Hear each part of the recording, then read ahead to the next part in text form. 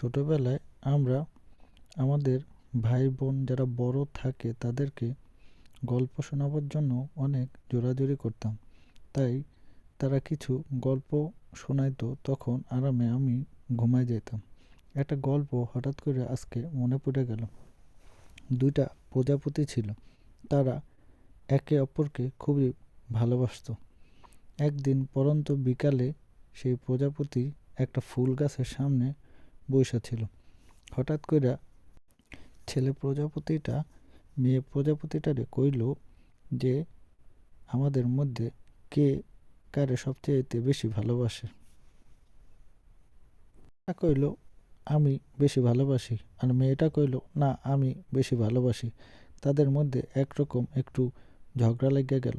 তারপরে ছেলেটা কইল যে সামনে যে ফুলটা আছে, আমরা দুজনেই সকালে উঠা যে আগে এই ফুলের কাছে আসতে পারি সেই সবচেয়ে বেশি ভালোবাসে। এরপরে পরের দিন সকালে ছেলেটা তাড়াতাড়ি ঘুম থেকে উঠা সেখানে এসে বসে থাকলো।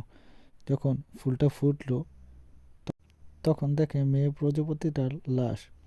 এরপরে সে কান্না করতে লাগলো। ফুলটা বলল, তোমরা যখন তোমার ভালোবাসার প্রমাণ দিতে গিয়া সে রাতে আইসা আমার ফুলের উপর বসে থাকলো।